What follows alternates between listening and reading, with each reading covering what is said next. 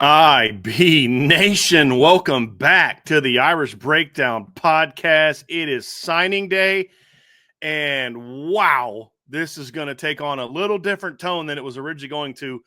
I've been very positive on this class. There's a lot of things I like about the class, but just down the stretch, you just didn't quite have the finish we thought we were going to have from this Notre Dame coaching staff. And then, bam, today we get the surprise that Madden Faraimo had committed to Notre Dame. We're going to break that down. We're going to break down the whole class. We're going to talk overview, what I like, what I don't like. I'm going to talk biggest risers, guys that maybe didn't quite have the senior years that we thought. I'm going to grade each position group.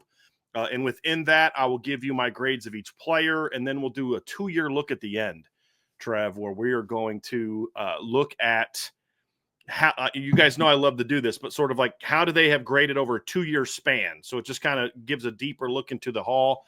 And I'm going to have some fun with this one. We're going to also, there were 4 super chats that were given to us last night that we did not get a chance to get to. We will bring those up actually at the very beginning because I apologize for not getting to those last night. We'll definitely get to those. And then I also wanted to bring something up here real quick, Trev, before we get to our ad read. Our guy, Peter Freibert, who has not been in the show for a while, he said, first show in 6 weeks, daughter has been sick in the hospital and is finally back to 100%. Praise Jesus for that.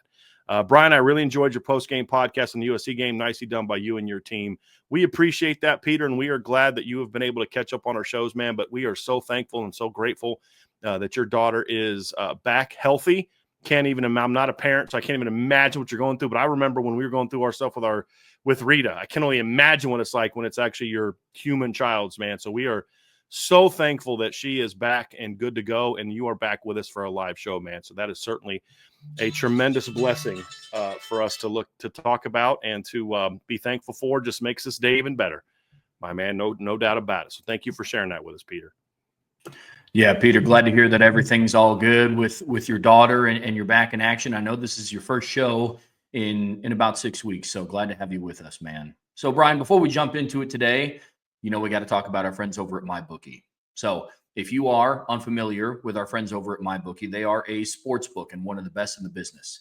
So when you go and sign up, make sure that you use promo code IRISH, IRISH. And what that's going to do for you is it's going to double your deposit bonus, which means if you deposit $10 into your account, MyBookie is going to credit you with $10 additional for you to spend on sports betting. Now, if sports betting isn't your thing, they also have a live casino. So if you like going out to casinos, you want to go and play some Friday night blackjack with MyBookie, that is something you are also able to do as well. Now, another thing that MyBookie has going on is their risk-free Thursdays. We have that coming up tomorrow. Take advantage of that for Thursday night football. The Detroit Lions are taking on the Green Bay Packers in an NFC North matchup, so I highly suggest taking a look at some of the lines that have came out. And if you lose, you get your money back, which is fantastic. Thus, the risk-free. If you don't know where to find that, it's under the My Bet Boosts tab in MyBookie. Also, be sure to enroll in their loyalty rewards program. What that's going to do for you is it's going to earn you extra cash and reward you just for placing down some bets. So be sure to check out our friends over at MyBookie. They're the sports book that gives you the tools to win and rewards you for every moment of play. So, Brian, big recruiting day. Yeah. Big recruiting day. But before we hop into it, like you mentioned, we do have some super chats to go through. Super chats from yesterday. Yes. So Eric Santini with a super chat. Thank you so much, Eric. He said, same people who bring up NIU and not Notre Dame's wins only bring up Bama's wins and not getting blown out by a 6-6 team a week ago. That is spot on. And just pretend they're just like retconning that whole loss like it didn't even happen. This is from our conversation last night about the college football playoff. So, Eric, you are spot on. Also, the super chat from Sean Michael says, Brian and Trev, thanks as always for the best content on the beat. Thank you for that. I agree the committee has SEC bias. I'm ready. Bring on the tide. Go Irish. I also agree with that. Absolutely. So ICURN with Irish luck. So Ohio State drops 5 spots after losing to a horrible Michigan team. Actually, they only dropped 4.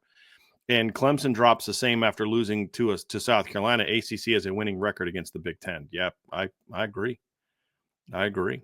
I mean, I agree. It's not quite that simple because it's looking at the overall resume, and then Clemson now has 3 losses. But yeah, I mean, it's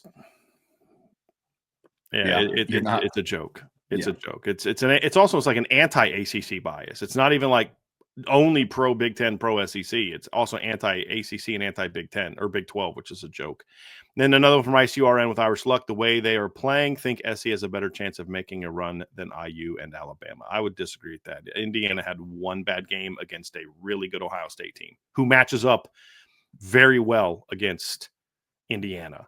And then Indiana went out the next week and beat Purdue 66-0. So I'm going to and I think that Indiana has a better defense than USC as well. Yeah. So no, I Bama maybe, but not USC, not Indiana. So those are the super chats, and I apologize for not getting to those last night, guys. But I just, you guys gave us those super chats, and I didn't want to just completely ignore them, and it's my bad for getting them up. But now, Trev, we can get to some recruiting talk. It's a big day, Coach. Big day. And an awesome day to be an Irish fan. So we're gonna kick off everything with the biggest breaking news of the day, I would say, is Notre Dame got the commitment and he signed. Madden Faraimo is now a member of the 2025 Notre Dame recruiting class. So, Brian, initial thoughts, takeaways with Madden Faraimo coming to South Bend? Well, I mean, just, Notre Dame so very rarely has these kind of signing day surprises, right? It's always the other way around. It's the Peyton Bowens and it's those type of things that are usually the signing day surprises. Notre Dame doesn't often land a kid on signing day that we're not expecting to land. They've landed kids on signing day, but it's normally kids that we got a pretty good idea that they were going to sign with Notre Dame. And so a little backstory on this one. So as I've said on the board for months, Notre Dame was the team to beat for Madden Faraimo for a long time.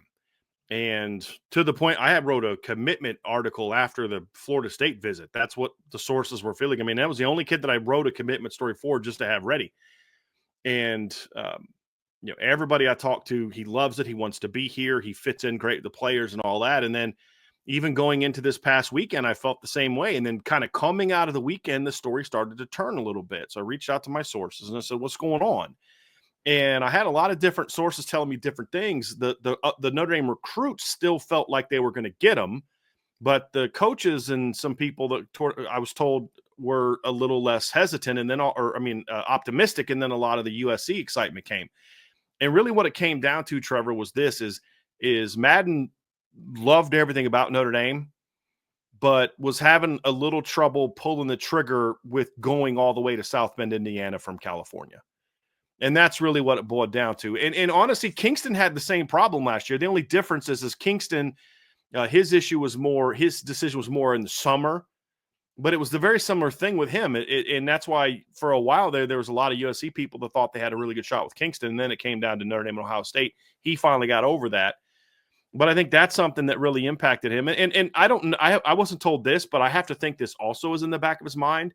This is a kid who's not afraid of competition, but you also look at that USC receiver linebacking core and you're like, dude, I'm walking into that lineup day one and playing a bunch. Whereas Notre Dame is going to have to earn a little bit more. But at the end of the day, Notre Dame was able to win it. And there's a couple things that they did to win it. No, one thing that was Notre Dame did, and the other thing is kind of bad luck for USC. But for Notre Dame, it's just they really emphasize, remember why you wanted to be here in the first place. Remember why we were your leader for so long. And Coach Freeman kind of hinted about that conversation. He actually let a little bit of that conversation out today in his press conference. He talked about how he said to him, choose hard. That's exactly what he's talking about, because this is the harder choice for a kid that's in California. It was harder for Kingston to choose Ohio State or Notre Dame than it would have been for him to choose USC, which would have been a much easier path to playing time, closer to home. Family can always be there. Kingston chose hard, and that was the message to Madden as well. And again, it's not about choose hard, like don't be afraid of competition. Madden Faraimo is not afraid of competition. Neither is Kingston. If he was afraid of competition, he never would have considered Notre Dame in the first place. So battled there, and so Coach Freeman gave a little insight. But then the other thing that I believe, talking to sources, was sort of the final straw in Notre Dame's favor was the linebacker coach, Matt Entz, who did a great job on USC's end of recruiting Madden. Just did a phenomenal job recruiting him hard, staying in it. I mean, there was a time when USC was behind, in my opinion, was not only behind Notre Dame, was behind Texas for Madden Faraimo over the summer. Kept hammering away, did a great job on his recruitment. And then late last week, you started hearing some rumblings that he might be a candidate for the open Fresno State job. Because if you remember, I believe Jeff Tedford was it this offseason, right? Retired because of health issues. And so they've had an interim coach the whole year. And so they're looking to hire a new coach. And he was rumored to be a leading candidate. Well, it came out this morning that he was likely going to get it. It's going to be his job. And I think that was sort of the final straw for him, not final straw, the final weight on the scale that tipped things in Notre Dame's favor, I believe. And I actually got word from a couple different people. So I got word from actually Ryan texted me and said, "Hey, I'm hearing this from the USC side." So then I started reaching out to some of my Notre Dame folks because I thought it was a done deal. I was told last night that Notre Dame didn't think they were going to get him. And say, we're still fighting, but it's not looking good. So I wasn't really thinking a lot about it today. And so then I talked to Ryan, and then I talked to a couple other sources, and they're like, "Look, we think we're going to get him." And so then I hit the intel piece, and it didn't publish right away. Didn't know that. And then I went back into it again and added a little piece that I had just got some intel, hit publish, and then saw like either right before or right afterwards, Madden had committed or had signed. So, and Coach Freeman announced at the beginning of the press conference. So it was really an interesting deal where Notre Dame led. Then all of a sudden there's that last second USC push, and then all of a sudden Notre Dame is back on top. So just a huge pickup for Notre Dame. And honestly, it's big because number one, it helps just the emotional momentum of recruiting. One of the biggest issues we have as fans is we tend to allow the most recent aspect of recruiting to taint the class. And that could be positive or negative. You could get a couple late strong finishes and think the class is better than it actually is. I would make that argument about Michigan's class, to be honest. They had a great finish with some elite players, but there's some holes in that class. And then you look at Notre Dame and you're like, well, that's a really good class, but it didn't finish strong, especially losing Madden Faraimo, which is the expectation. Like, it just didn't finish. And that sort of put a negative spin a little bit on what the class is going to be, and a legitimate spin because I felt like they were just one linebacker away from having a complete defensive class. And this class was going to be driven by the defense. And then once he jumps on board, you're like, all right, you now have a big time top 100 player on the defensive line. You now have a big time two top 100 players in linebacker. And of course they have, in my evaluation, 3 top 100 players in the secondary, and all 6 of the secondary players graded out as 4-star players on my board. So just a very strong finish and just a great feather in the cap for Marcus Freeman to land Madden Faraimo and just really top things off with this 25-man. So in the last week, people talk about they didn't finish well. Well, in the last week, they signed one of the best linebackers in the country and also flipped the top kicker in the country who can kick, punt, and kick off. So I think the finish was a little better than maybe we give it credit for. They landed Nolan James down the stretch. They flipped Scrap Richardson during the end stretch. They ended up getting Brandon Logan during the season. And so that's kind of where it's at. So, and somebody saying like, that's not what was reported yesterday. Yesterday, I can back Ryan on this because yesterday, every bit of intel on the Notre Dame side and the other side was he was going to probably pick USC. So things change sometimes, folks. And instead of trying to call people out, how about you just enjoy the fact that the Notre Dame staff fought their butts off and pulled this one out at the end? Because that's exactly what happened. When they woke up this morning, it was not looking like he was going to pick Notre Dame. And ultimately he did. So it's a huge win for Notre Dame. And just put a great feather on what has been a very strong Notre Dame class. And we'll break all that down here. But I just wanted to kind of get a little bit into the Madden Faraimo commitment trap, because this is a big time player. I mean, this is a top 100 player, not just on my board, right? Because sometimes people don't believe me, which is fine. But he's a top 100 player by Rivals. He's a top 100 player by ESPN, and he's a top 100 player by 247 Sports. So, that's a big pickup. Yeah. Big pickup for Notre Dame. Yeah, it's a fantastic get. I think that it is a testament to Marcus Freeman and his staff. And it's one of those situations where you're never out of it until you're out of it.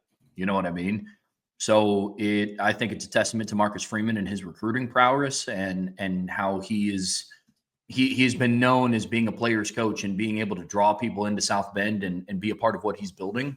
And I think it's fascinating. Recruiting is the aspect of this job that I'm still kind of getting my feet wet to and trying to learn as much as possible. And I think one of the most fascinating things is, back before I was kind of in the weeds with this stuff, it was, well, why would you not want to come play at Notre Dame? And look at what they're building and look at what the school can do for you. Look what the university can do for you after you graduate.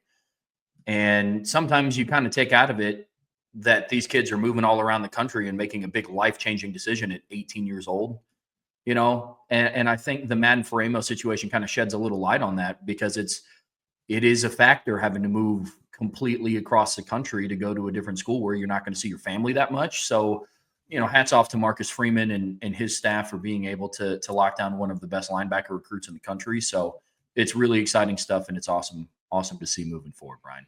It's really awesome. And again, just at linebacker, you're adding a guy that's an impact player, right? And the momentum of it is important. That is big. It's a momentum builder for Notre Dame, and maybe not so much from a national recruiting standpoint, but from a fan reaction, and that matters, because we're going to break it down. This is a good recruiting class, but a lot of people following recruiting is a very emotional existence, right? You're always riding a roller coaster, because people who just don't really want to ride that roller coaster just don't follow recruiting a whole bunch. The people that do follow recruiting, they ride that roller coaster, and it's kind of like when you're on a roller coaster, Trevor, it's like your emotions are going to vary depending on what part of the roller coaster you're on.